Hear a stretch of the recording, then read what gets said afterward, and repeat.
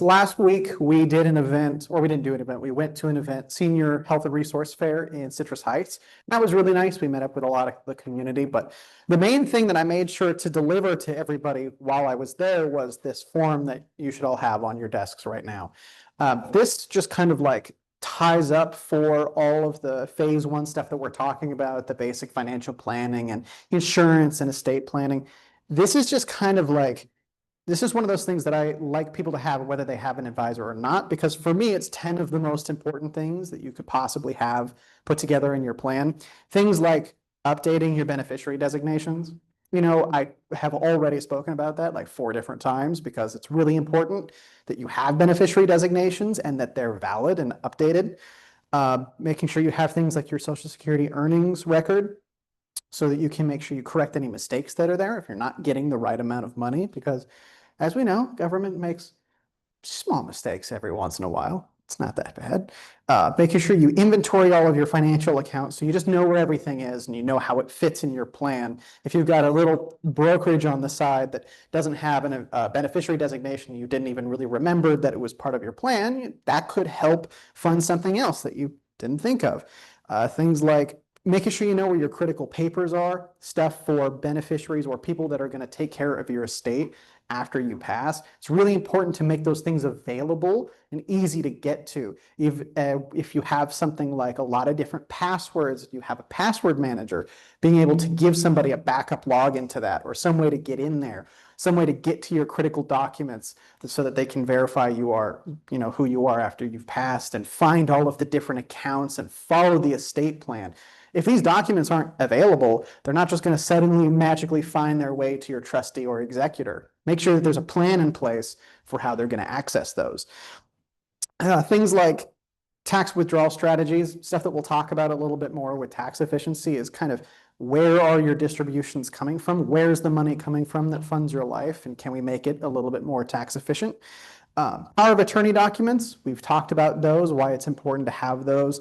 And then things like sequence of returns risk management plan is just kind of a way for me to talk about, make sure that your risk tolerance is properly set with your investment account. Because if you have a big negative year that now suddenly makes it that you can't take distributions, that's going to really mess things up going forward. So anyway, I would challenge you as actual homework to take this with you and see if you can check off all these things, whether you have an advisor, don't have an advisor, or want to be with one.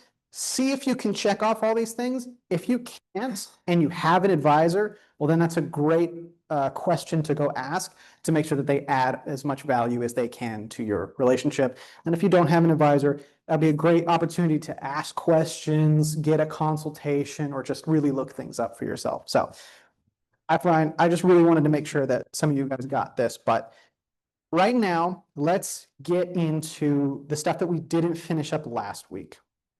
So we had just finished up talking about estate planning, and we were just about to jump into some tax conversations. Now, what I will say is there's kind of like 3 different times that we'll talk about taxes in this 12-week course. There's right now, which is where we just kind of go over the basic stuff and kind of list some deductions and throw out some things just in case you're not aware of them so you can go back and check them out.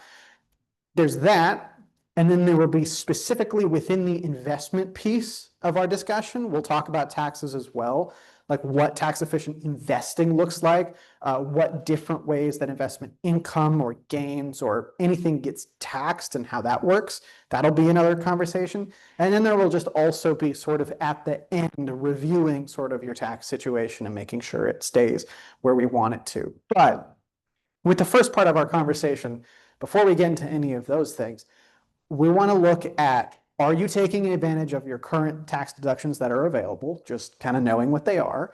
Are you taking advantage of preferential tax rates when available? So if you can pay less taxes for long-term capital gains or qualified dividend income or tax-free income or something that is a better tax rate than what you're paying right now, then obviously we'd rather do that. And tax-efficient investment products can help us with that. And then, are you properly prioritizing your investment distribution sources? Basically, are you taking from the right accounts at the right time? what we're looking to minimize when we do this. So like, for example, if you have a taxable account where there's a mix of gains and losses, some are long, some are short, it gets a little complicated. You've got an individual retirement account or a 401k where that's straight taxable income every time you take money. Then you have something like a Roth account where it's tax-free. There are different ways, different accounts that you should take out of first, depending on what your lifetime income looks like. Because what we're trying to minimize is the lifetime total tax liability. So it might feel like at times that you're taking the less tax efficient option up front because today you would pay less taxes on that transaction than if you did later. So then if you were to tally everything up, the total liability ends up being smaller. So that's kind of our goal, is to pay less taxes over your entire lifetime, not just year to year. We want to make sure we prioritize the long term, just like with everything else. Then, of course, there's capital gain and loss harvesting.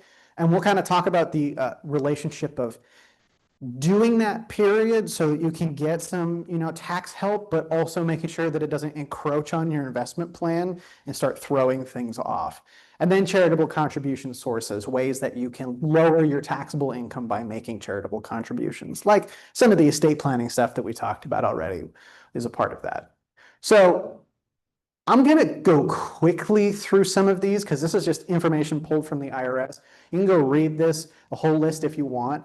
But there's a bunch of things that you can deduct, whether you take the standard deduction or you itemize, things like pre-2019 alimony payments, business use of a car, business use of your home, money into an IRA, all of the standard stuff. So if there's anything on here that you've got that you're not doing already, I would highly recommend you go ahead and take advantage of that. Okay. So if you itemize, you can deduct some of these. Things like bad debts, which I'll be honest with you, I tried to look into that one, and that one still is kind of confusing to me, but essentially it's just like if you loan somebody money and they are just never going to pay it back, there is a bit of a way that you can write off a loss on that. But things like capital losses, when you have investment accounts and you have capital losses, you can actually deduct a little bit of that against your regular income. So they don't have to just go against gains all the time, but it's up to a maximum of $3,000 a year. So if you lose 50 grand in the stock market this year, unfortunately, you can only write off 30,000 of that against your income this year, but you can carry it over to as many years as you want until it runs out. You have your donations to charity and things that we talked about before. One thing to always consider is you have a maximum of 50% of your adjusted gross income can be donated and deductible for cash contributions. And then if you're donating stocks or other securities, it's going to be 30%. So it's a little bit less, but you still get the full deduction of those securities when they go in. And then the One Big Beautiful Bill Act introduced a charitable deduction for non-itemizers up to $1,000 for single and $2,000 for married. So even if you take the standard deduction, you could get a little tiny charitable contribution. Yes. You mentioned charitable contributions. It's the equivalent of a tax, isn't it? I suppose. Why would you say that? Well, because if I'm trying to avoid tax, I'm giving my money away. I'm just giving my money away. Yeah, absolutely. So really, charitable contributions are not a way to pay less taxes. They're just a way to deal with things that you have that you would like to use up in a way that also helps your taxes. So it's like, donating something to charity to get the tax deduction is not going to help me out by magically making the rest of my dollars tax less, because it's not an average. These dollars are taxed at 10%, these are taxed at 12, these are taxed at 24, whatever the case may be. But let's say, for example, let's say you're sitting with a taxable brokerage account and you've got like $50,000, but you bought the stocks for like 10 tons of capital gains built in. Like, we've got some stuff there that, maybe someday I'd want to sell and use for something, or we're just keeping it for now. And then let's assume that maybe you have some other extra income in your highest tax bracket. Let's say it's 24%.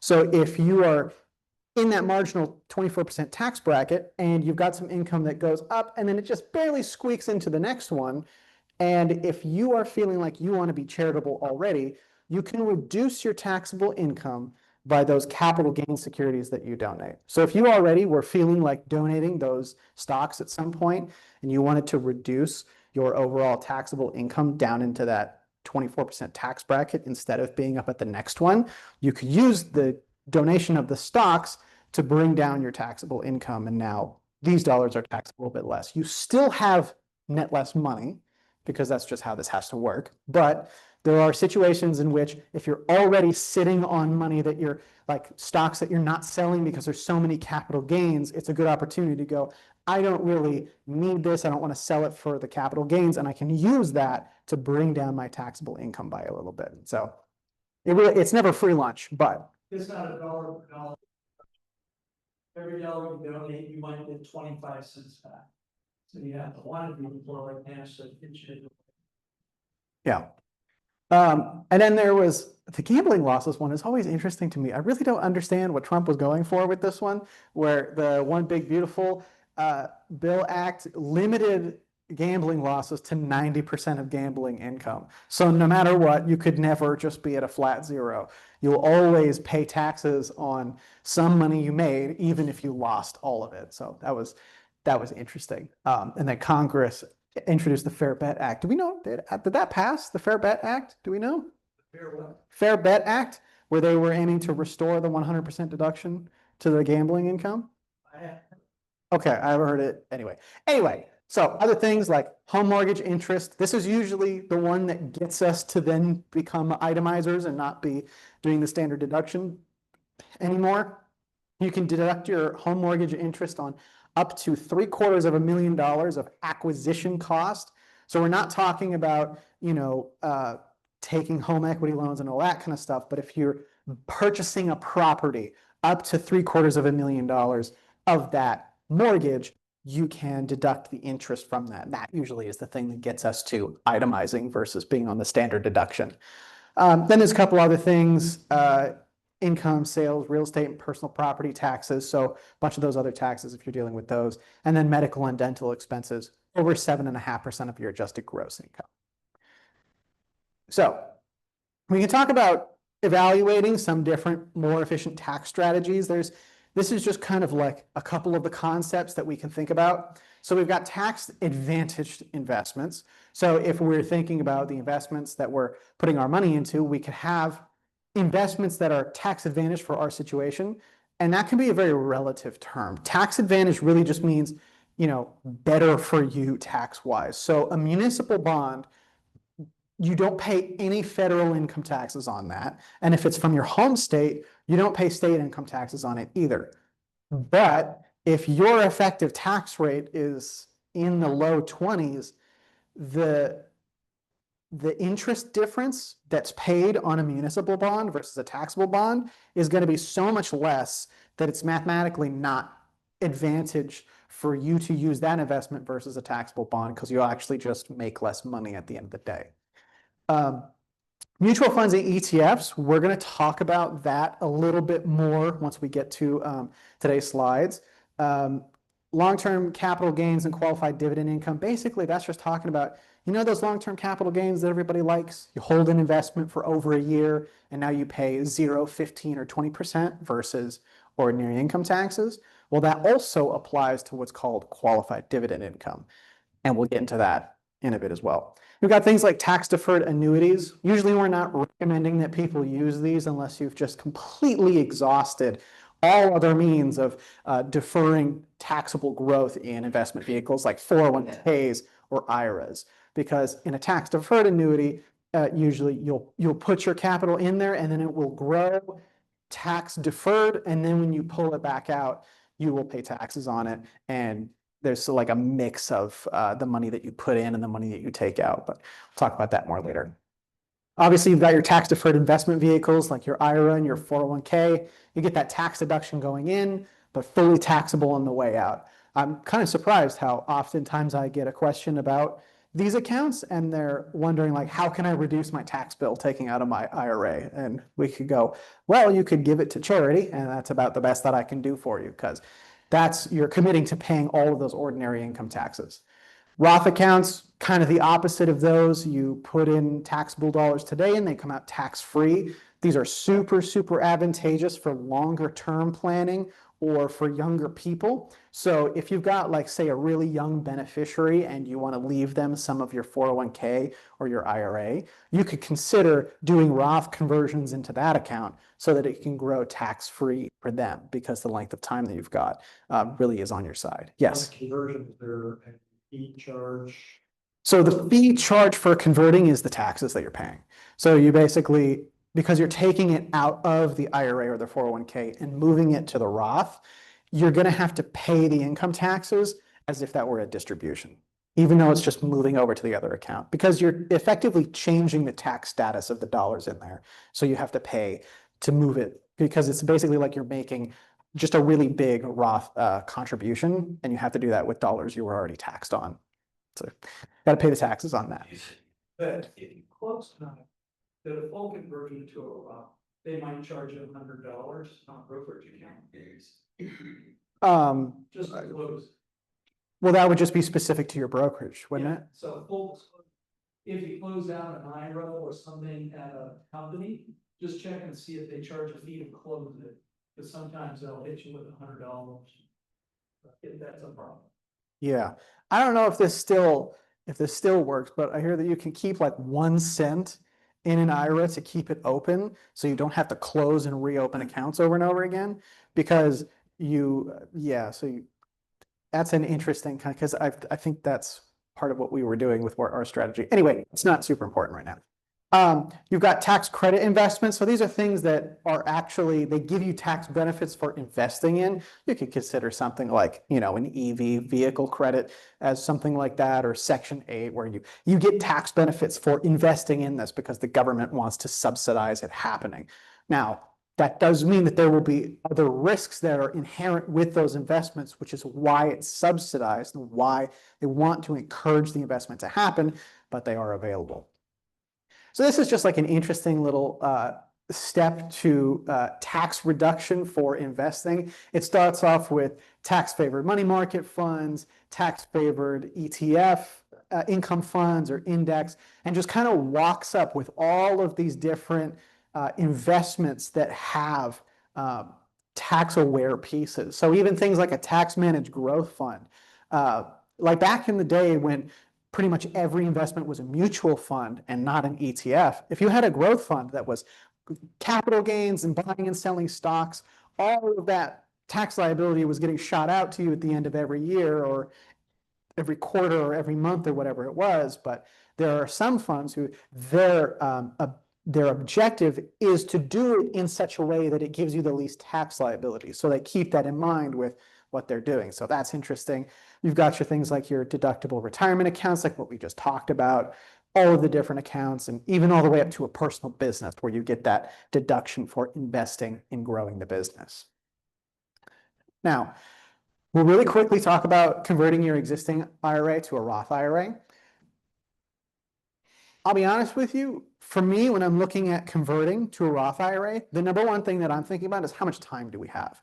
Because if we're doing this for a goal that's like 5 years or less away, I'm having a hard time justifying paying those tax dollars now, unless it's like this huge difference in tax rates, like you're going to just have a ton of money in a few years' time, then maybe. But usually people who are considering converting their Roth to a Roth IRA, if they've just heard about it and they go, oh, wow, I can convert this money and then it all comes out tax-free. That's true, but you have to understand that when you do the conversion, you're going to be lowering the balance of what's in the account because you have to pay taxes on it. So effectively, if you have, say, a 20% tax rate, and you take $100,000 from a regular IRA and you convert it to a Roth, now you're starting at 80. And so you have to understand that now your return will have to make back that 20% to then be worthwhile because of those taxes. So you could consider that maybe you retired and you have an income gap. If you've got an income gap because you retired, you have no wage income, maybe Social Security hasn't kicked in yet, we don't have all of the income that we're expecting yet, RMDs, all that good stuff. You might have some space in your lifetime tax liability to make some Roth conversions so that over the next, 5 to 10 to 15 to 20 years of your retirement, that could have some significant growth and then become tax-free. Kind of related to that, if you retired later in the year and you can defer some current income, like say your pension's about to start, and you can push it off to the next year to create a gap again, you can refill the income that you would have been receiving and expecting with Roth conversions to move them over and not create this big extra tax liability for you.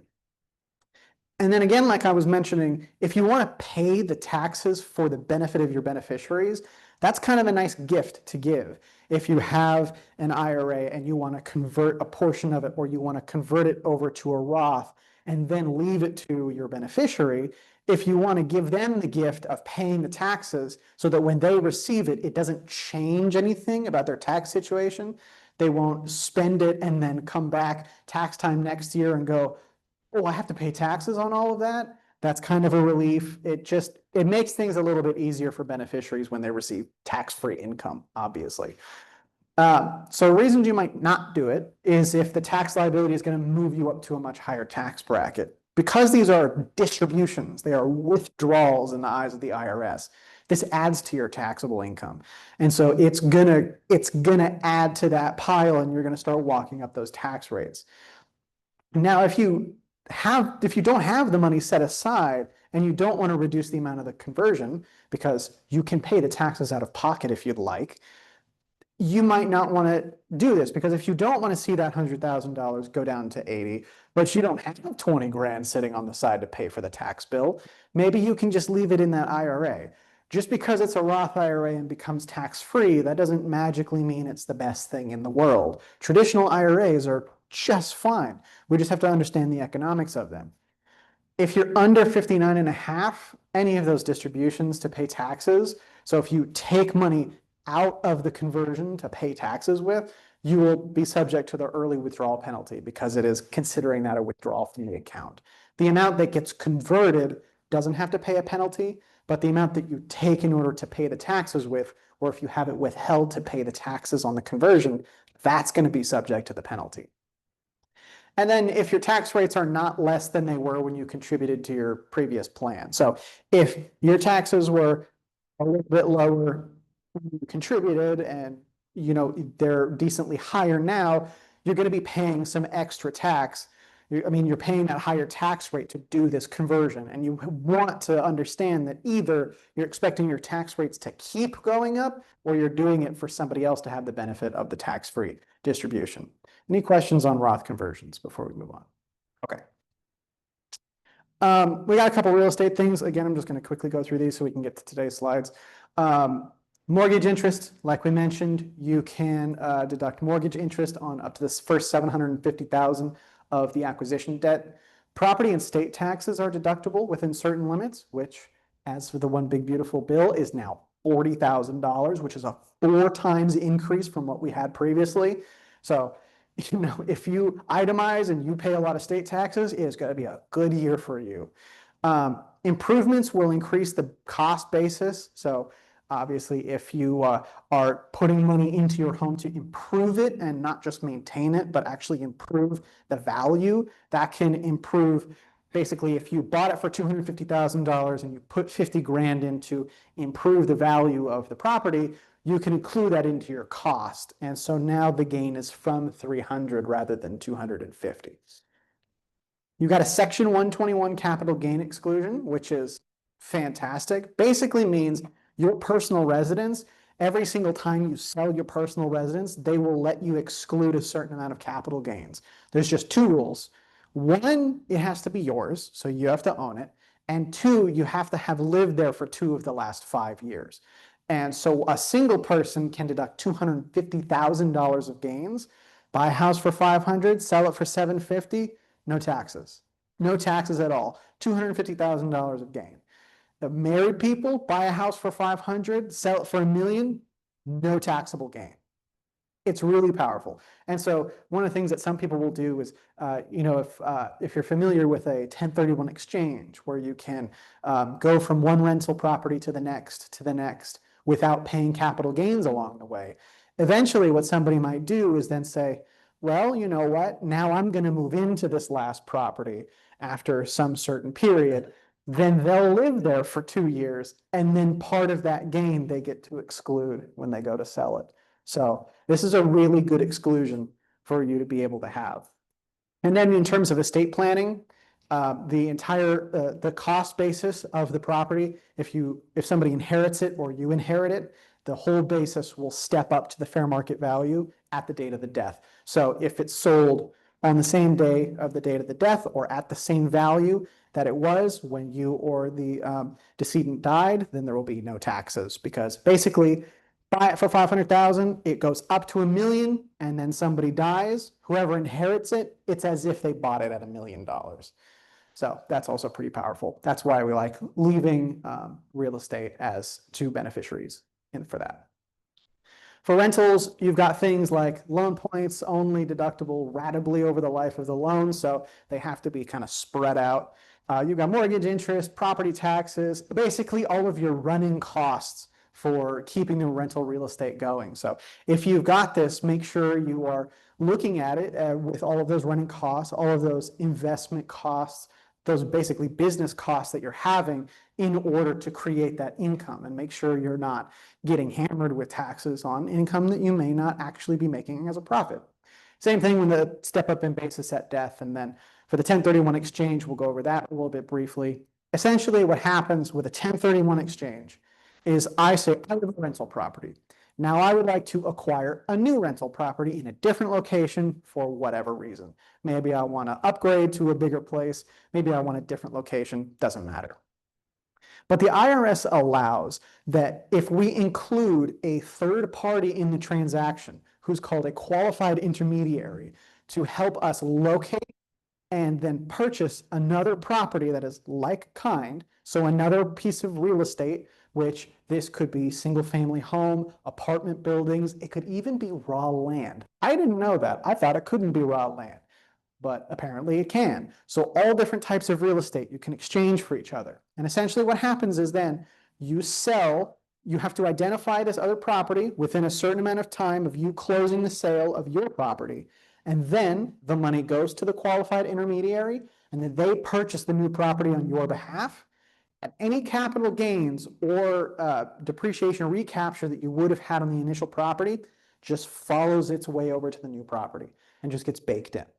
So you don't have to pay the capital gains on that this year. You don't have to have all that recapture this year, and you can just kind of keep kicking the ball forward in time and go all the way until the point where you want to liquidate. And you can even 1031 exchange into this really interesting product called a Delaware statutory trust, which is where it's kind of like a real estate investment trust or like a management company or something. And you can sort of donate your property in and then receive shares of that trust. So it kind of makes you a little bit more liquid in a sense, but that's a little bit more complicated conversation for another day. Any questions on that 1031 exchange or anything else here before we move? Okay. Well, I just talked about that 1031 exchange. Like I said, you can do all sorts of different things, single, multi, commercial, apartments, raw land, the DSTs that I just talked about, but you do require a qualified intermediary, so you can't do it on your own. You need somebody to facilitate this for you, and they hold the proceeds and then they purchase the property. And then if you want to do an exchange, don't close on the property and receive the cash. As soon as you take the money, 1031 exchange, no more. You can't do it. So you have to make sure that you involve that qualified intermediary so that they receive the proceeds. If you want to do this, you don't want constructive receipt, which is you receiving the cash for the transaction. So we went over some cash flow stuff, some insurance stuff, legal documents, and estate plan, and tax planning and investing just now and last week. And I just want to remind you to pass on some of this information to the younger generation when you can. Have them build up their cash reserve, maximize the insurance where it makes sense, invest in the liquid and tax-favored reserves.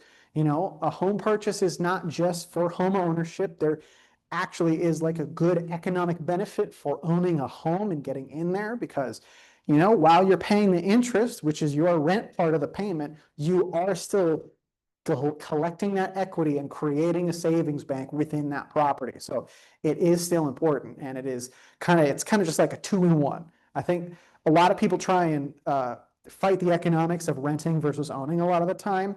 And, you know, yes, maybe there are times where the math doesn't shake out beautifully. And if you compare it to investing in the stock market, well, that just seems a lot easier. But if I can accomplish investing and creating a pool of equity and having a place to live at the same time without having to do both separately, I think that bundle is worth doing. So it is still important to be able to get to doing that, unless you just really like investing in the stock market more and you'd rather do that, no problem.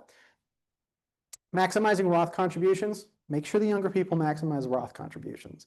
The reason we like them so much is because you put them in at your lower tax rate now when they're young and they're working, and then they get all of this gain over 20, 30, 40, 50 years, and then it all comes out tax-free. 40 years of stock market returns is a big gain. And when you don't have to pay taxes on that money coming out, that's huge. You can even have things like Roth 401ks or Roth 403bs. So make sure they're doing that. And right after they maximize their Roth IRA contributions, make sure they get their 401k company match. It's basically free money. We should not be leaving company match on the table. I don't care if it goes into a kind of suboptimal investment. Get the company match. It's free money.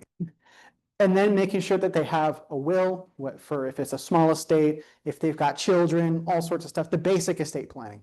Just make sure it happens. Making sure that, you know, if there's more advanced topics, talk to them about the trust, the benefits, the durable power of attorney. Really make sure that everybody within your family has got those documents. And then just make sure that everybody kind of is at least aware of document storage and cybersecurity, and making sure that everybody's being safe. We have recently dealt with a pretty rough kind of cybersecurity elder fraud case within our practice, and it was really, really unfortunate. I mean, it was a loss of hundreds of thousands of dollars. It was really bad. And the way that they got this transaction to begin was this member of the family was on their computer visiting whatever websites they were, and then they got, if you've ever seen one of those big pop-ups that goes, hey, you've got a virus on your computer, you need me to help you. And it's not a real thing. It's not Microsoft, it's not Apple, it's not anybody reaching out, but it's just this big pop-up that says you've got a virus, and then you click on it, you call the number, they install malware on your computer, they pull information, and basically what they got to do was they convinced the family that they were just completely compromised and that somebody has control of all of their information and their money. So they need to move it out from all of the places they have it right now to a more secure place. Yeah, and you want to know how they convinced them to do that? To go to the pawn shop and buy tons of gold and then hand over the gold in front of a McDonald's. But that happened. And we have to make sure that we're protecting ourselves in some kind of way. So it's not just hard copies of documents and digital storage of documents. It's not just making sure that we have trusted contacts on investment accounts so that if something is happening, and for example, as we're the professionals, if we are not feeling super confident about something, if you have a trusted contact on your account, we can call them and go, hey, how's it going over there? Are they doing it right? You can't talk about investment stuff. We can't change anything, but a trusted contact allows us to have somebody else in your circle that you trust that we can have a conversation with and make sure that everything's okay and see if there's anything we need to do to help, whether it's freeze accounts or anything of the sort. Password storage. So if you're not already using a password manager, I would highly recommend it. Dashlane is the one that we use at our office, and I use Proton Pass because it's a privacy-focused company. But if you're not using a password manager and you suddenly aren't around to tell somebody your password, it's going to get a little difficult when you got 100, 200 different passwords that we need to go find. So using a password manager helps encrypt all that data in one place, and you can back it up with multiple different methods. So if you don't have a password manager, get into it. I don't care if it's the one on your iPhone, Apple, or if it's on Google or whatever. Just do that and then have a contingency plan for if somebody needs to access your stuff. Again, making sure you have correct ID and password protection, and multi-factor authentication on as many important things as you possibly can. Just do it. The safest way is if you have a separate application on your phone or on your desktop or something. But the next best thing is if you get a text code. And then intentional information sharing, just understanding that, understand when you're sharing your personal information, how much of it you're sharing, and who you're sharing it with. In my personal life, this has become kind of like a bigger focus for me. I've been thinking a lot about like what applications and what products and what services I'm handing my information over to, and what I'm getting out of and what benefit I'm getting out of that. And just so you know, if a service is ever free, you're the product. And I'm sure some of you have heard that before, but it's really true. If something is free, you are the product. You are the person, whether it's from information or turning you into a lead or turning you into something. Free products, there's a reason they're there. Google search engine is not free. They track everything that you're doing, and they are really good at serving ads. Facebook is not free. They track everything you're doing, and they're really good at serving ads. So that's what all of these companies do. Personally identifiable information, knowing just kind of what that is and knowing when you're sharing it and how to keep it safe. Things like first name and last name and address, date of birth, social security number, like all the basics. Like be very conscious about how you're sharing these things. And then network safety. I'm sure you've probably heard of a VPN. You might not know what it is, but you can imagine it in sort of this way. If I want to have a network communication with somebody over there on the other side of the room, I could just connect to the Wi-Fi, and then I can send them an email, and it just goes right over the network, and just kind of everything happens as normal. Fine. But if I don't trust this like Wi-Fi that I'm on, if I don't know what they're going to do with the information, I don't know if they're looking at what goes back and forth. Worse yet, if there's no password on the Wi-Fi network, which means it's not encrypted, there's no protection, what I want to do is use something called a VPN, which is a virtual private network. And it essentially creates this tunnel from me to whoever I'm connecting to. It creates a little tunnel from me to the provider of the VPN, an encrypted, password protected tunnel. It goes to their servers, and then it goes to the other people. So it just adds sort of a layer of anonymity. It's almost as like if I were going to bring an important document to my father back here, I could grab the document and I could hold it in front of me, and then I could walk it over. But if there's no password protection, no encryption, everybody can read it as I walk past. But if I were to use a VPN, it would be sort of more like I put it in my coat and ship it off to somewhere else or walk somewhere else, and you can see it because it's in a box. So VPNs are important to understand. It's a little bit more complicated, but look it up, have your kids teach you. It's super helpful. Now, yes. If you know of anybody you're worried about, you can contact the Adult Protective Services in the state of California. If you contact the FBI and the police, please do, but they're usually too busy. Even if you say they're coming over tonight to give me a bond for all the money I just gave. It's crazy, but Adult Protective Services is probably the only one that can come out and immediately check in on something. And nobody's gonna want to, because these scams talk that person into being a friend of theirs, and the person being scammed protects them. And then that's when they tell them to go buy gold coins and meet the FBI agent behind McDonald's. So it's really scary. I got on the phone before this class, that a friend of mine's brother was being scammed, and the brother still protects these people. But if you tell the bank or you tell the advisor, look, I think something's going on, by law, we're required to freeze the account and research, is this person being taken advantage of? The banks won't give people a certain amount of money in cash, obviously, and if they suspect anything, they'll close the account. So these scammers get very creative. But if you suspect anybody's being taken advantage of, I would check with the Adult Protective Services. Yep. Okay, really quick before we do our little 5-minute break, I forgot to do the forum at the beginning.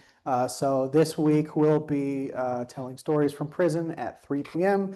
Shaniqua, do you know where that is? Yep, Mendocino 1005. Mendocino 1005. Okay, now let's take 5 minutes of a break and then we'll come back and get started with the slides for today.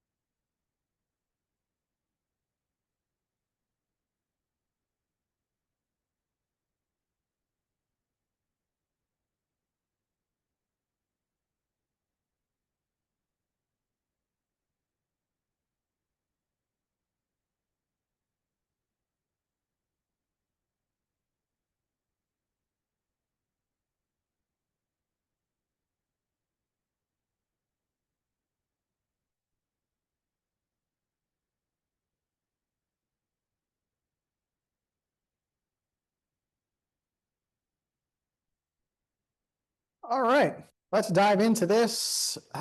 Let's see. I will see if we'll make it through everything today, but honestly, I'm all right with taking it a little bit slower. So if you got questions on this, like I'm ready for engagement on this one. So today, what we're gonna do before we really get into like the portfolio building and all that sort of stuff.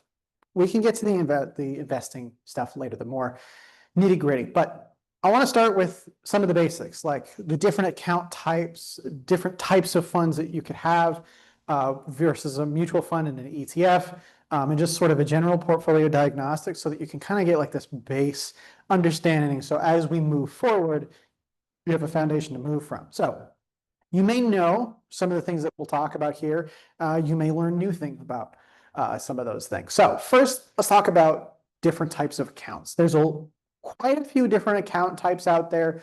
It's not too wide of a range, but there are some different options. So it's good to understand what we have and where we have it. So there's two main types of accounts when we're talking about accounts that hold money. And from our purposes, we're going to be looking from investments. So we're thinking investment accounts. So there's ones that are tax advantage. So they provide some sort of tax benefit, such as tax deferral. So something like a traditional IRA where you put in money and it's not taxed today, but then you defer that tax until the time you take it out, at which case you're taxed at that rate later. Same thing with a traditional qualified plan like a 401k or a 401(b) or any of that group. Same thing, a little bit of money goes in tax-free today and then it gets taxed when it comes out. Then you've got your tax exempt accounts where you put money that's already taxed in, and then when you take it out, it's tax-free. Now you have things like 529 plans, which are kind of like that. The only thing is they're limited to qualified expenses. So only certain expenses will get that tax-free treatment. If it's for other things, then you're not going to get that same treatment. Might be some penalties or whatnot. But now there is a thing where if you have a 529 plan for 15 years, then you can roll over a certain amount of it over your lifetime to a Roth IRA. So that's kind of nice that we have that now. Non-tax advantage is basically just going to be everything else. All other account types where the contributions are made with after-tax dollars and then earnings are taxed for the year in which they're received or deferred until withdrawn. So some non-tax advantaged account types. Individual account, just like a regular stock account with your name on it. That's not a Roth IRA, it's not an IRA, just an individual account. Joint accounts, accounts that have you and one other person on them. Remember the joints with rights of tenants or joint tenants with rights of survivorship, joint tenants of the entirety, joint tenants in common, and community property ownership. All of those are kind of like that. So those are not tax advantage. If you have taxable events in the account, you get taxed on it that year. That tax is payable that year. Trust and estate accounts will also be similar, whether it's a revocable trust that still reports on your social security number or an irrevocable trust that has its own tax ID number and its own tax rate schedule. They will also pay taxes in the year that they are due, unless, for trust accounts, that income gets passed out to a beneficiary, in which case that beneficiary will pay the taxes on it instead. That's via like the conduit trust thing, or I don't remember exactly what it's called, but basically if the income is sent out as soon as it's generated, the trust doesn't have to pay taxes on it, the person who gets it does. So that can be kind of helpful. Custodial accounts for minors, your UGMAs and UTMAs, those will be taxable in current year also, and same thing with business and entity accounts.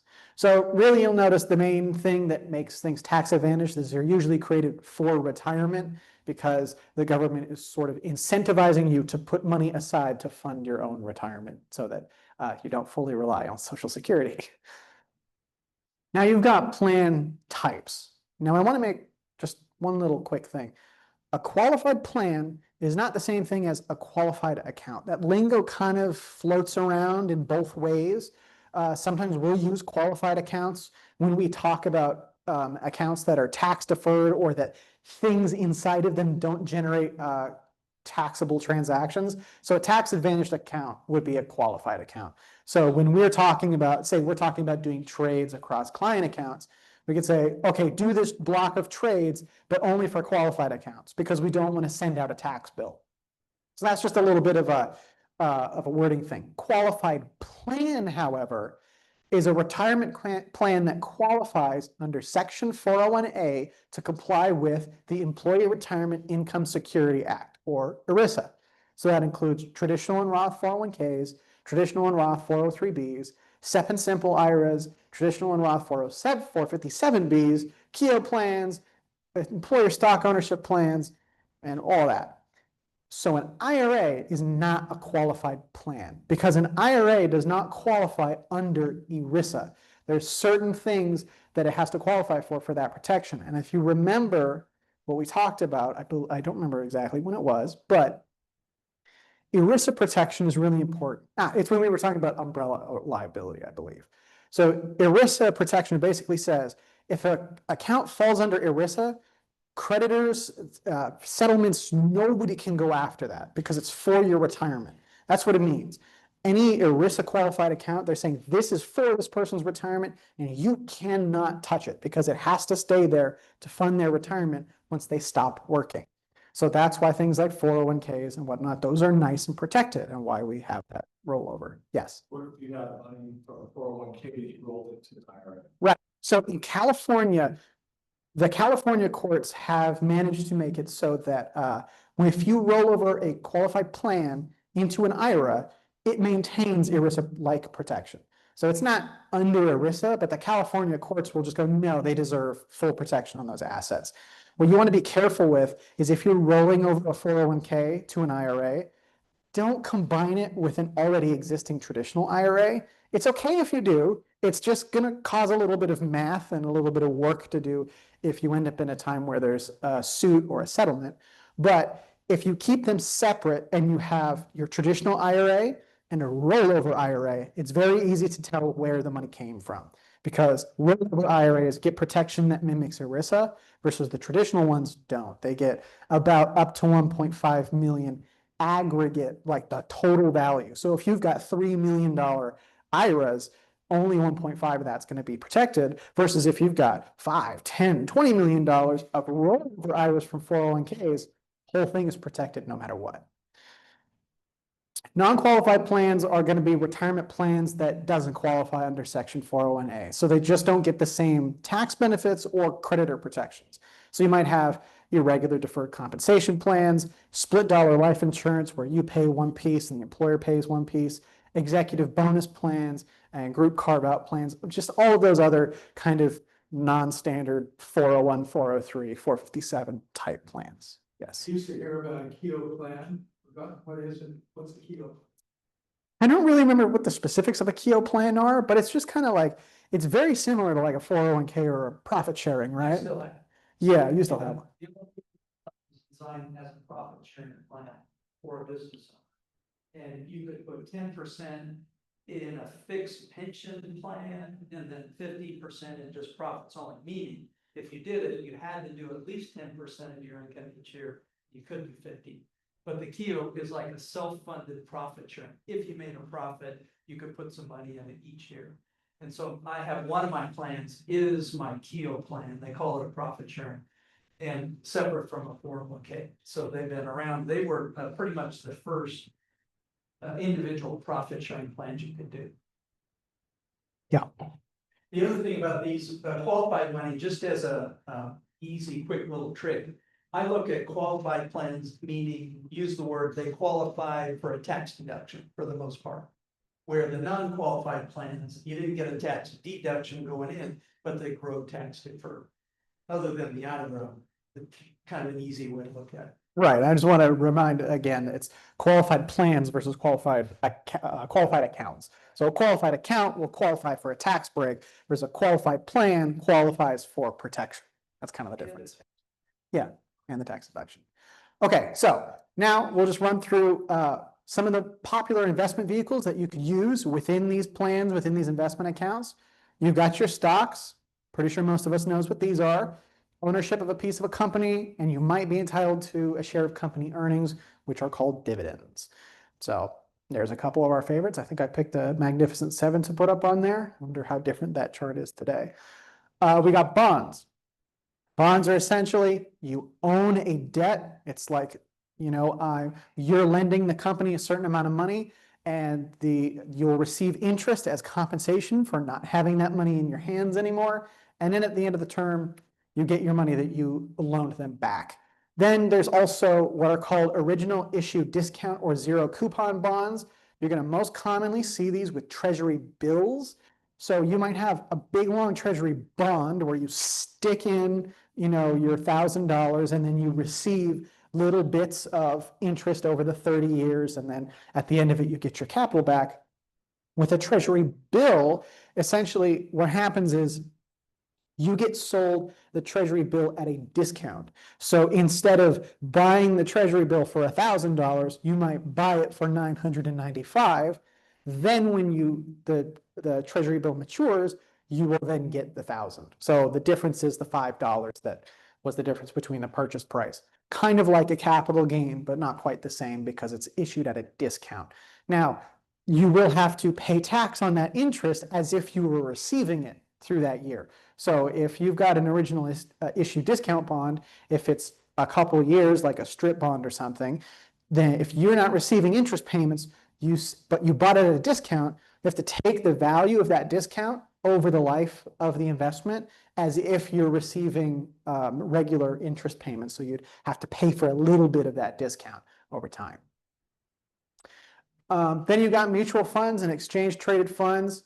So you got basket of securities, whether it's actively managed or passively managed with whatever strategy they want to do. Basically, this is just a company going, I want to invest for you, and I'm going to give you a product that you can buy that makes it easy for me to invest on your behalf. So this could be stocks, this could be bonds, this could be derivatives like futures and options contracts, or alternatives like real estate and commodities and currencies. So here's probably a lot of fund companies that you're familiar with. So if you've seen funds from Vanguard or American Funds or Invesco or Dimensional Fund Advisors or Schwab, all of those are big fund providers that provide a lot of products for us. Now you have things like annuities. I'm not an expert on annuities because we don't use them a lot in our process with our practice, but we'll talk a little bit about them. Fixed annuities are a type of insurance contract where the issuer, the company that is creating the policy, promises to pay a certain interest rate on contributions to the account over a specific period of time. So it's kind of like if you had a CD, but you keep adding money to it over time to like grow the value of it. So this will usually happen maybe over lifetime or over periods certain. And the policyholder will annuitize the contract and receive a guaranteed series of payments. So basically, you will build up this account, you'll get a certain amount of interest every year for the contributions you put in it, and then at the end, when you want to annuitize, you'll say, okay, annuitize the contract, and they will look at the value, look at your expected lifetime and go, okay, what could we reasonably pay out this sum over? And then they'll go, you're going to get this much money per year or per month. And then they will pay that payment guaranteed for as long as you're alive. So if you outlive how long their calculation is, that's when you actually start making money. But if you die beforehand, if they calculated it over 25 years and you died in 10, those extra 15 years of payments, gone. That's theirs now. They get to keep that. That's how they make their money. So it can be funded with a sum, with a single premium immediate annuity. So that's basically like saying, okay, I've got $100,000. I'm just going to put it in there, turn it into an income stream right now. And these are kind of, if I think of somebody who's just completely risk averse and they don't even like the idea of having investment products, but they want to maybe trust an insurance company, which pick a good insurance company if you're going to do it. You could just take your big lump sum, stick it in the single premium immediate annuity, and just get a series of income payments for life. You might mathematically win or lose. It's hard to tell. Everything is based on the environment at the time. Mostly, this is based on the interest rate environment at the time. So if interest rates are high and interest rates drop, you might actually come out okay. But if interest rates are low, like they were a few years ago, and you bought a single premium immediate annuity or any sort of fixed annuity, that would be rough comparing even to treasuries at this point. So consider that if you think about these products. Kind of like buying a bond. You can buy one bond, you put all your money in one GM bond. When we put our money with an insurance company, you're going with one entity. That's a big risk. Why are these agents so eager to sell me an annuity? Well, probably because they'll make a nice big upfront commission as soon as they sell it, and then they'll go get a nice steak and dinner for them and their If you have friends. friends, that it's almost elder abuse, because if you have a friend that says, well, this person from the bank or somebody came over and they've got this really great annuity, it really needs to fit that person's needs. Or the agent gets big commission and then they have a huge surrender fee to get out of it. And so it really needs to be justified. Yeah. Because once you go in there, you're not gonna make a lot of money. You're doing it for peace of mind, but why would you put all your money with one company? Right. Yeah. So what I'll say is like, if you want to use an annuity as part of your plan, I like fixed annuities and, or like multi-year guarantee annuities where they say, we'll do this interest rate over this period of time. And really understand what the purpose of using the annuity is. Understand why you want it, why you're giving up possible better returns or giving up the liquidity, because like, we haven't even talked about surrender period. It could be like 12 years, 10 years, 8 years. And over that period of time, you're allowed to take out a little percentage of your money. But if you surrender the entire value of the contract, they could just take half of it away from you. And then just half your money's gone. So understanding like, if you're locking yourself into this contract, why are we doing it? Do we want the peace of mind and not care about returns? I'm okay with that. You can buy your annuity, go with a nice big company, or even pick 2 or 3 to diversify between. But don't think that anything that an annuity offers is going to be what you can get outside of an annuity via the stock market or treasury bills or CDs, plus some, and not have there be like a fee that you pay it out of. Any benefit an annuity is going to give you, you're going to pay for it. Just like with any service, just like with any product. If they're doing something extra for you, you're paying for it. So just understand where that is. And that's more common in these other types of annuities. So you've got something called an indexed annuity, which is similar to a fixed annuity, given that it pays interest on either the money that on the contributions that you put in, but the amount of interest varies depending on the performance of an investment index. So usually what they'll do is they'll say, you can get credited a certain, however much the S&P does this year, but up to 8% and only 80% of it. So it's like they'll give you a piece of it, but looking back over time, because it's not the same as like day-to-day market fluctuations and all, they like calculate this number one time. So it's just way different performance than an actual investment. And that's why it's not an investment.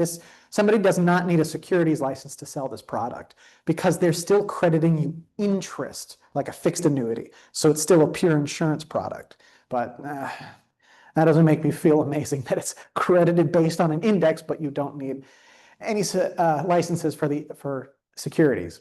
Variable annuities are actual securities. So these have investments in them. It's an annuity in which the policyholder can choose to invest the money that's in there into numerous sub-accounts with which to fund a future series of guaranteed payments. So basically, you get to choose, like, I want to invest in this whatever available basket they have, like S&P or Dow Jones or growth or whatever it is. And for all of these, the earnings inside of them are tax deferred.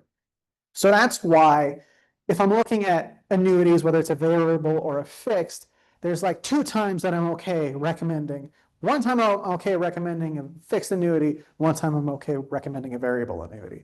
Fixed annuity is if you don't really care about losing out and you just like guarantees, because they come with guarantees. That's the whole point of the product.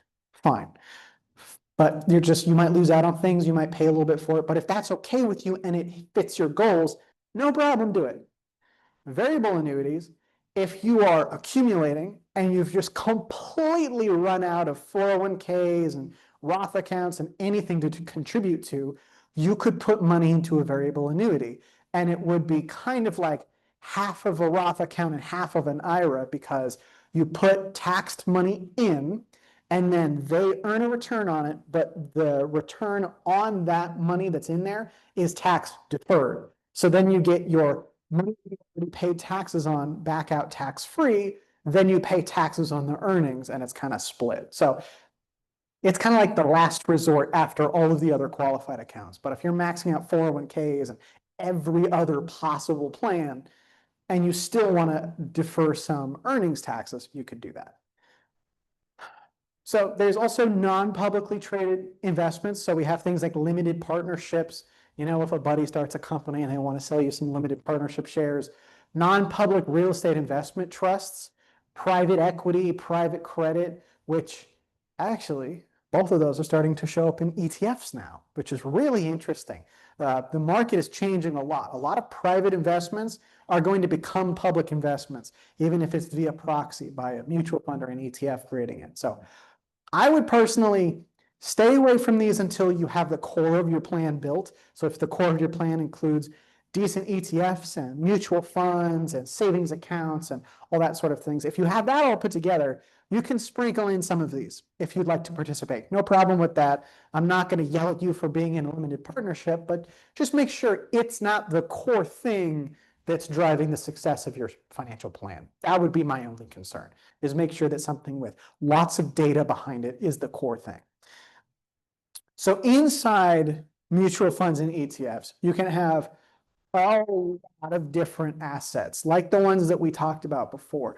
But the selection of assets will be determined by the strategy of the fund. So you might have a fund or an ETF that invests in what are called limited term bonds. So they'll say, we invest in bonds that are this long. Maybe it's 3 years, maybe it's up to 5 years, maybe it's less than that. You might have a goal of capital appreciation, which basically just means I want to see the value of the stocks increase over time as much as possible. So we want to choose stocks that are going to do that. You might have a moderate allocation.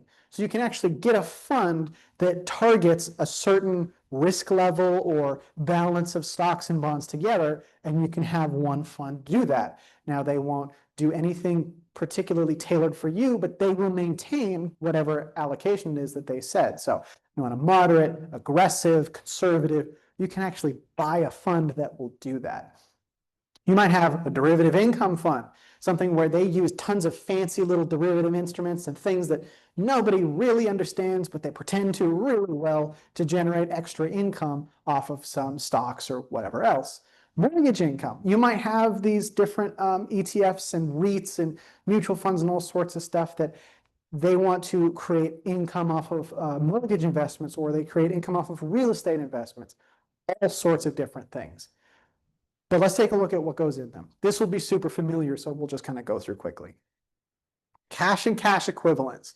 Basically stuff that can just be converted to cash really quickly, and it's probably not going to drop. Like, I'm not going to go to sell my cash equivalent and now suddenly $1 is 60 cents. Like, that's not what that's going to be. So bank savings, CDs, US government treasury bills, corporate commercial paper, which is just a version of corporate debt that's a year or less. So basically anything with this, what's called an immediate time horizon of a year or less. Other money market stuff, so money market mutual funds. You'll have your bonds like we talked about. They could be taxable bonds. They could be tax-free bonds like municipals. They could be investment grade bonds, which means they're highly rated in their quality. They could be junk bonds, which means they have a lower credit quality. And it could be government bonds. So lots of different, they can be split up in any sort of way here. You got your different types of stocks. So you could have United States equities, which is what most people have as the biggest portion of their portfolio. Foreign, developed, and emerging markets. So whether it's the bigger countries that are more cemented in their economies, or countries that are coming up. Small, mid, and large caps. So the size of the stocks, they can break it down by, is it a smaller company or is it one of the biggest companies in the world? Growth and value. Are we looking at companies that are expected to pay a dividend and stay nice and stable and are well cemented in their area? Or are we expecting that they're in an area of hyper growth and they're going to continue growing in size, even if they don't pay out their profits as dividends? Then you've got things like alternatives. Basically, an alternative is a financial asset that doesn't fall into any of the conventional categories. You've got real estate, commodities, derivatives, hedge funds even, managed futures, art and antiques, and now cryptocurrency. That would also be an alternative. So we've got a lot of different strategies that we can follow. We looked at a lot of the things that could be in there, but now let's think about what they do. I have these 4 categories on here because I think these 4 will most accurately talk about the broadest collection of strategies that you can kind of imagine. So you've got, number 1 is the index fund. I'm sure everybody's heard the word index fund. It's basically what you do is you just follow a list. There are index providers that say we are trying to measure a piece of the economy, or we're trying to measure a piece of this country, or whatever the case may be, and they say this list of companies represents this thing that we're trying to represent. Example, SPY up there, or SPX, or VO, investment you know it as, but the S&P 500 index is a list of the 500 largest companies on the New York Stock Exchange. So the way that they build that list is they just look at what companies have the largest market capitalization, which is the share price times the number of outstanding shares that exist in the universe. So that's just top 500 companies. Usually those top 500 companies drive the majority of the investment performance across the whole stock market in the US. So that was an index that we decided to create and follow. And now a lot of products track that index for very cheaply. SPY is a fund, an ETF that tracks the S&P 500 index. VOO is an index ETF that tracks the S&P 500 index. There's a ton of other ones. QQQ is an ETF that tracks the top 100 companies on the NASDAQ exchange, minus the financial companies for some reason, arbitrary choice, I guess. FSKAX is a total market fund that looks at the entirety of the US stock market and just buys everything. And then AGG is a fund that follows the bond index. So if just the US bond market, we get a little bit of that. So we're talking about index funds first because it's easy to kind of relate that to passively managed funds. Passively managed funds, basically, it is kind of what it sounds like. The managers of the fund are not doing a whole lot of work and like actively picking and choosing which investments are going in. Either they're following somebody else's index, like the S&P 500, the NASDAQ 100, a utilities or an energy index or whatever it is, or they just have some sort of process that sort of automatically narrows their selection for them. And then they choose the securities that fit those factors, those qualitative or quantitative factors, and then they will create their fund out of that group. But passively managed just basically means the manager's not looking at the stock and going, I think that's a good stock because I do. It's more either following an index or allowing an automated process to lead them to what stocks they want to buy. Actively managed is the total opposite of that. The fund managers actively watch current market conditions and attempt to capitalize on opportunities that aligned with the fund's objective. So big managers, they might go like, we think this is the next big company. We think these bonds are not like as bad as people say they are, or we think this country is going to do well.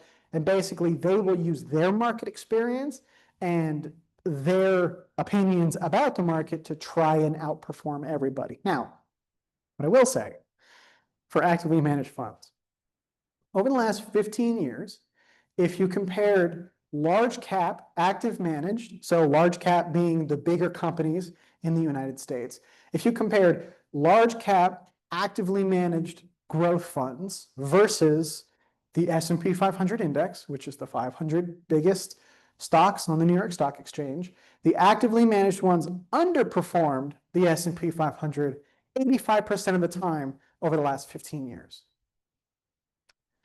That's why I like saving the management fee and just putting it towards index funds and things that are simple and cheap and that will get us the performance that we need. Because if it's not going to work 8.5 times out of 10, I would rather just do the thing that I have a lot more confidence in. So you'll understand once we get into portfolio construction why our biggest allocations are up here on the index funds, a little bit less in the passively managed if there's something we want, and the least usually in the actively managed. No, it has not always been the case because one of the main things that made this become the case was basically computerized trading.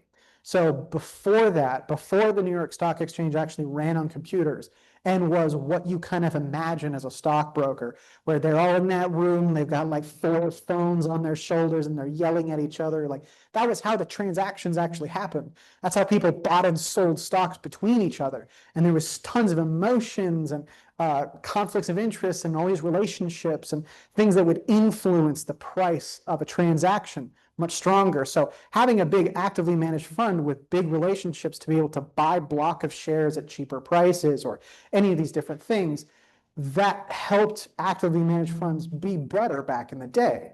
But then when computerized trading came around, things got so efficient and everybody's participation was so easy. It was so easy to invest in the stock market that all you needed was an index fund or to just buy the shares in your Schwab brokerage account. So it wasn't necessary to be in an actively managed fund, and just the efficiency started getting so clean that now it's so ridiculously hard to beat an index for anything longer than like 3 years before it just rolls over to a new season and now something else has happened that you're not capitalizing on. The birth of the index, exchange traded fund happened, right after 1987. You guys are too young to know the crash. Or Monday, 1987. I was there. Okay, so that was live. It was- Merrill Lynch. Okay, oh geez. My dog was sitting there in his space I walked in, and it was just dealing with options, and he just. Oh my God. Oh, Yeah, man. and that was a lot of computerized trading and people panicking and not knowing the left hand, not knowing what the right hand's doing. But after 1987, there was an interest in, I just want to buy the index, and the exchange traded funds were born. Mhm.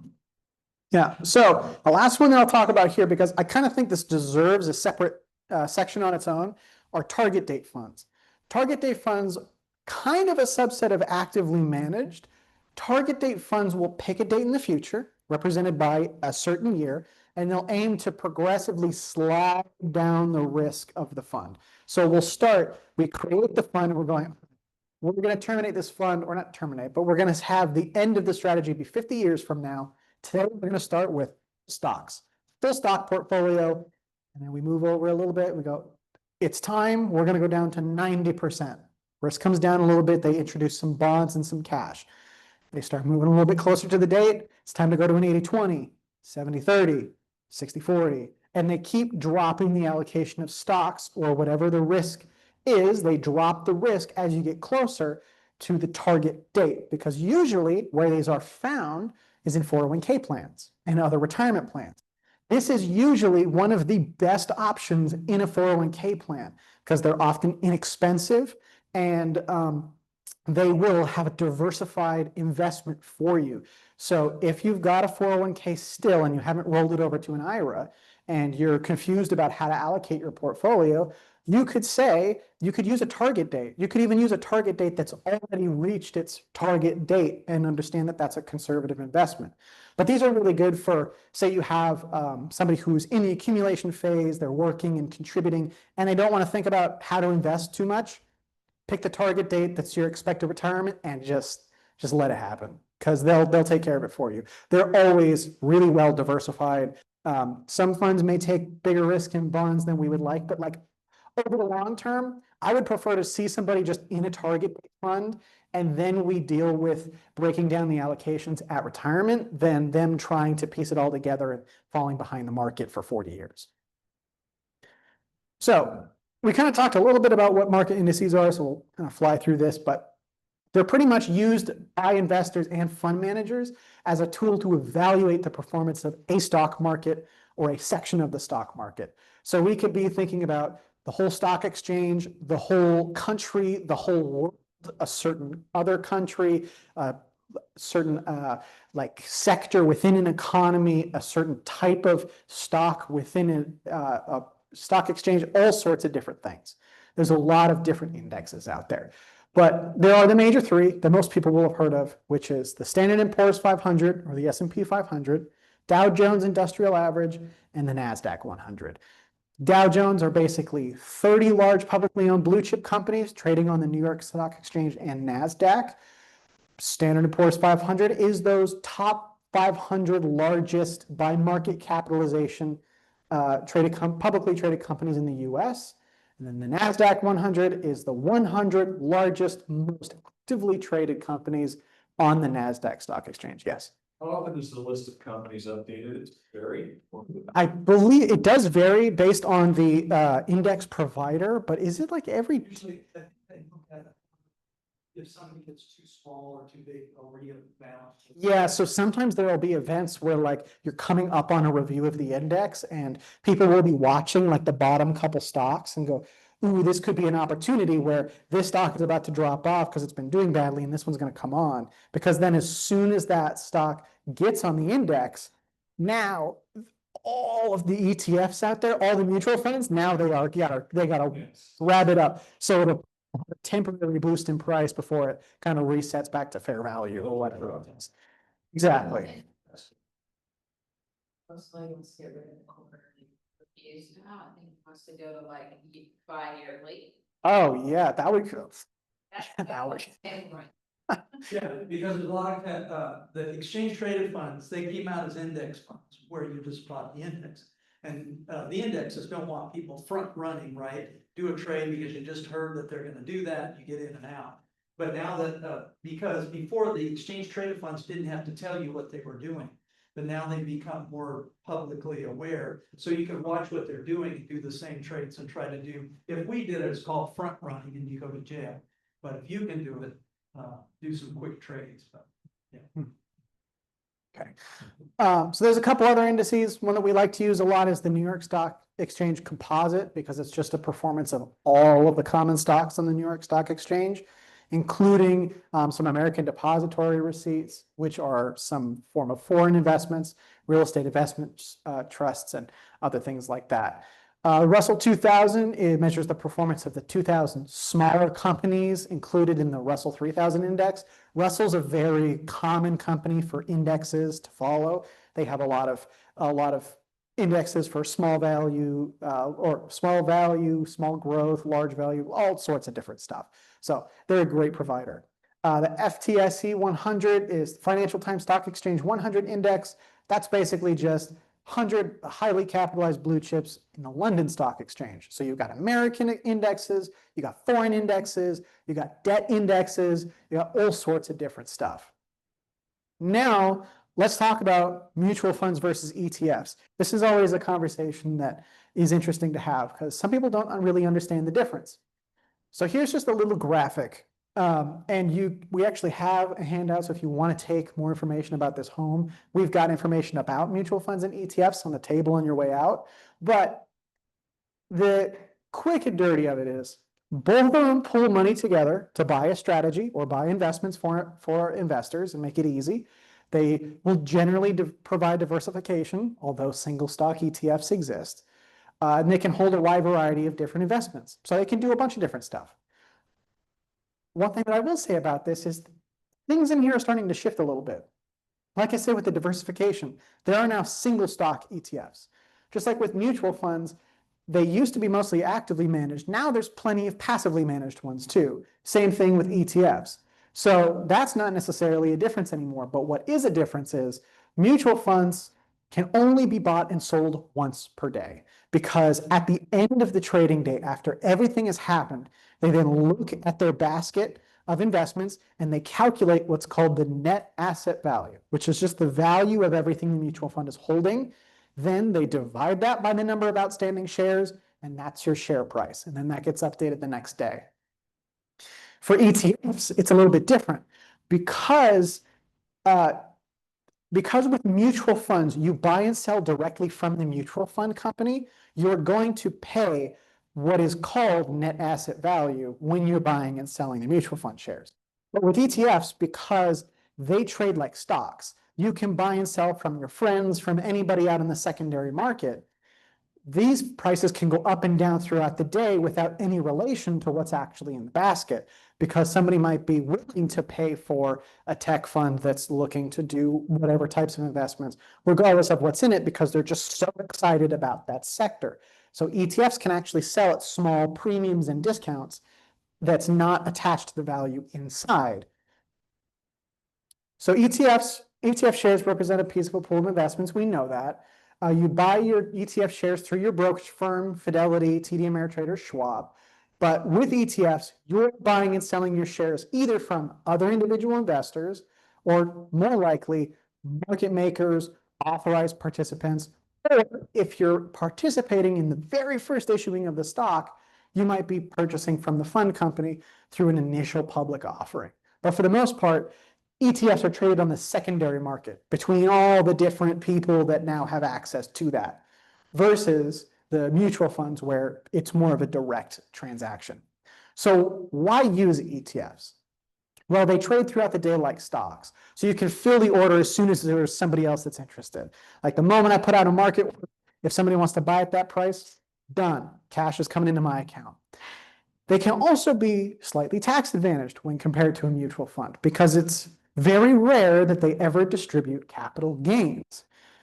Now, why that might be important, did we talk about this later? I just want to check. No, okay. When it comes to capital gains distributions, when you have a mutual fund, what they will do is when they buy and sell stocks within the portfolio, any of those gains or losses, that gets passed out to the investor. It's like you're directly invested in a partnership or like your own company where you participate in the profits and the loss. It's similar in a mutual fund. They will pass out distributions of capital gains to their investors, upon which that investor now has to pay taxes on. However, with an ETF, they don't usually send those out because they have a special relationship with a company or an organization called an authorized participant. Essentially, what they do is I go, all right, I bought Apple a long time ago, it's gone up by a lot. A mutual fund might decide, we're going to replace that with Meta. So we're going to sell Apple. We have all this capital gain to pay, and now we're going to buy Meta shares. And that capital gain we have to send out to our investors, and they're going to pay taxes on it.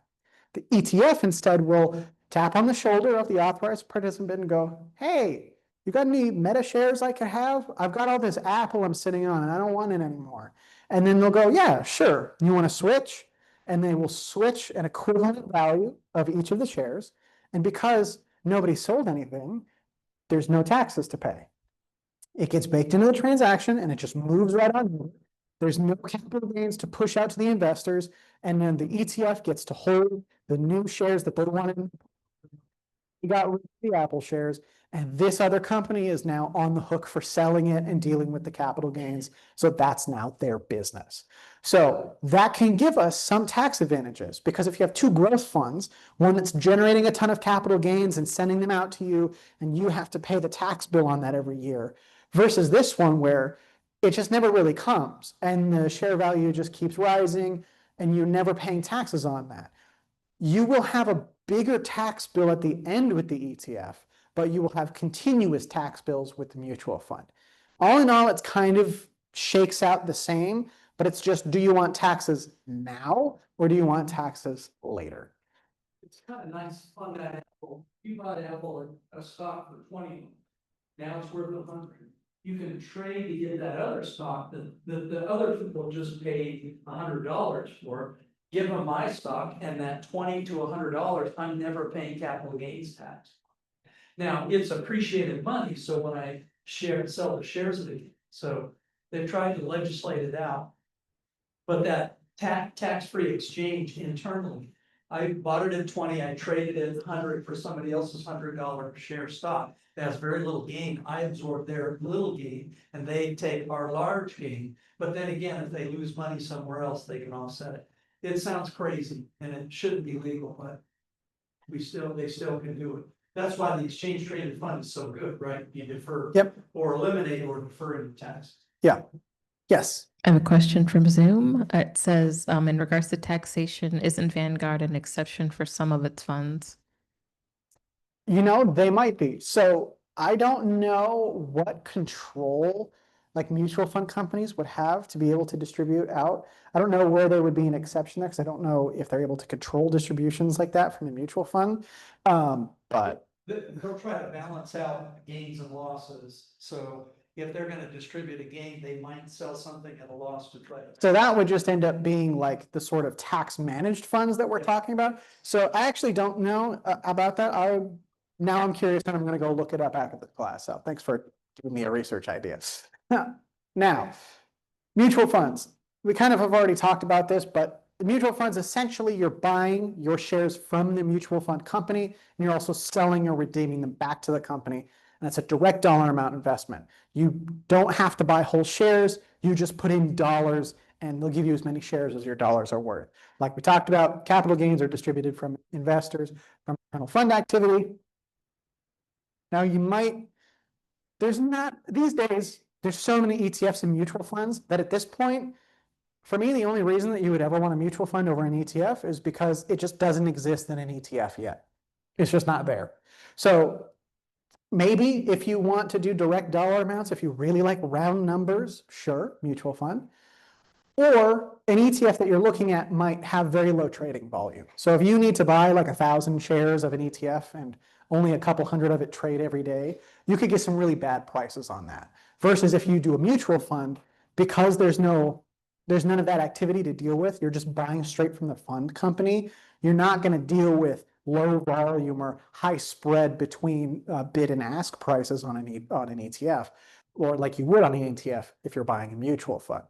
You might have it in a tax deferred account, so the distributions don't really matter. So there's no reason to switch from a mutual fund to an ETF if it's already in a tax deferred account, unless the ETF is somehow actually better or lower fee, because the distributions aren't taxable to you yet anyway. Successful mutual funds, they might have been around for a long time. There are mutual funds that are converting into ETFs or offering both ETF and mutual fund. But there are mutual funds like some PIMCO and Dodge and Cox funds that they have not bothered to create an ETF, because why would they?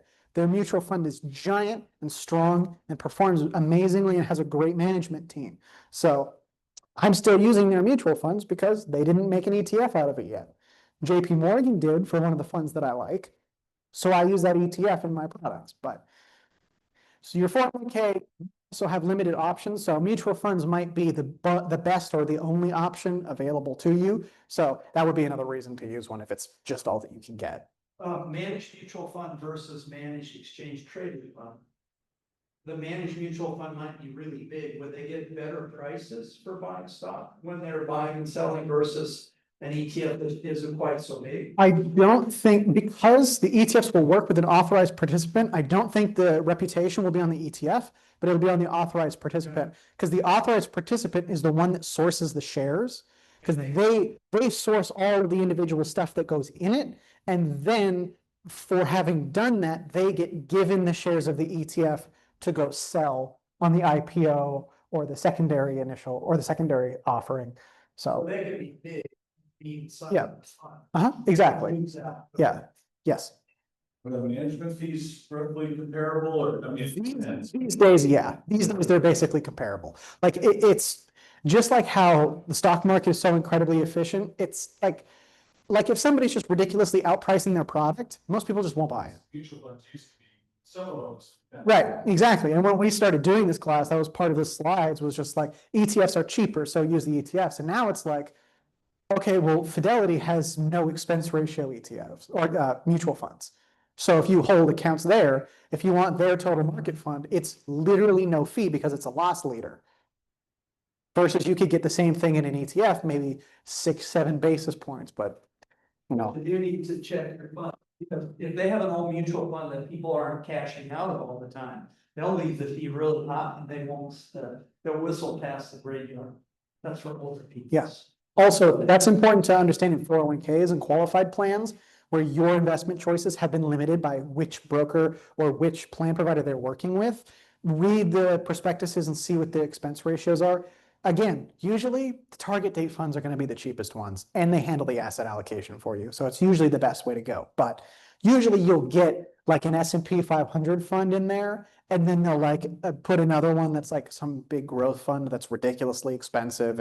But there's usually not a whole lot of options, but usually you'll have some that are somewhat reasonable. When you look at your investments, is look at the funds and see what their expense cost ratio. Because you might have an old good performing fund, but they're still charging 0.75 or 0.5%, when the same thing in an exchange traded fund might charge half of that. So that's good, because why would you why would you drop your fees if you don't have to? Unless people are leaving in droves, and a lot of these companies are building new exchange traded funds that are similar to the old mutual fund. So they can keep the people's money who aren't thinking about it, high fees, and then the people that won't tolerate it, they'll sell them the same thing in Yeah. another exchange trade. Okay, we're over time, but I got 2 more slides I want to show you today before I let you go. So one is just don't forget to review. Look at the title registration of your accounts, understand what's an individual account, what's a joint account, what kind of joint account it is, what's a trust account, understand the characteristics of all the different types of accounts and how they fit into your plan. Reevaluate your personal and account suitability, risk tolerance, all that kind of stuff. Understand where you are and what you want, and then be able to be sure to understand your assets. So even if it's like just super broad strokes, like I know that this is a US stock mutual fund. I know that this is a bond mutual fund. Even if you just know like what you're in vaguely, that'll start putting you steps ahead, and then you'll know, oh, wait a second, why do I have so much emerging markets of my equity allocation or something? But just start the awareness process. Start understanding what you're in, and understand if it's complicated, why you want it to be complicated, or if it's simple, or if it's not simple and you want it to be, how to get it there. Because it's simple is totally okay, complicated is okay. They just have to do what you're actually wanting it to do. Then also just try and avoid following trends and trying to beat out everybody else. Participate in the things that work, and you can, if you like to evaluate something and invest in it because you believe in it, that's great. But don't just watch a stock go up and go, well, it looks like I need to include that too. Let your index funds take care of all of that for you. Avoid things that sound too good to be true, because they're just not. Guaranteed returns don't exist. The only thing that's close enough to guaranteed is government securities. But, sometimes it's fun to joke that do we know if those are even guaranteed themselves. Avoid fear of missing out. Don't change what you're doing just because you're like worried about missing out on a little bit of gains. You want to understand why what you're doing is getting to where you want to go, not how are you making absolutely the most of everything that you have. Because the goal is not the highest dollar amount. The goal is the best feeling at the end of the day, the actual life that you're living. And it's not about racking up the numbers. It's about actually enjoying the life. Avoid recency bias. So a lot of people will look back and go, well, tech and growth is obviously the only thing to invest in. Maybe, but maybe not in the next 10 years, maybe not in the next 15 years. Maybe there will be a value resurgence. Maybe internationals will just whoop the US at some point. I don't know. It's important for us to invest on the probabilities. And if you have a very strong conviction, it's okay to make a tilt, but don't just like over to one little sector of the economy because it happened to be doing good in the last 5 years. Don't anchor your expectations at a high point. If the S&P has a 50% year, understand that not every year is going to be a 50%, and that if it returns even negative, that doesn't necessarily mean now it's the wrong thing. It was just a different time. Avoid the hype cycles. Don't get caught up in these trends, in these, in these stocks that are they're up for no reason other than a bunch of people are talking about it. And understand fund strategies and expense ratio. Expense ratio is really important because the number one drag of returns usually is fees. It's fees and taxes. So index funds will almost always be low cost, so prefer those. Passive rules-based investing is great, and you can get a little bit of, if you like blue chip companies, you can go that way. If you really like technology or something like that, like you can go with a little bit of a tilt in a passive fund. What managed funds are, what types of trading they do, and if you have managed funds, understand what they're doing, if you're getting paid for the extra fee that you're paying, and just if it's working. Understand the ETFs versus the mutual funds, trading versus buying from the fund, like with the ETFs and stuff, the tax differences, fund expense, and the diversification of managers even. Because, certain, especially with managed mutual funds, there will be certain managers that will trade in a certain way, and then other managers will trade in a different way, whether it's bonds or stocks. It's good to have a diversification of pretty much ideals and trading, philosophies when it comes to managed funds. But we like index funds, so stick with your index funds as much as you can. But that wraps up everything for today. About 15 minutes over time, so I appreciate you guys sticking with me.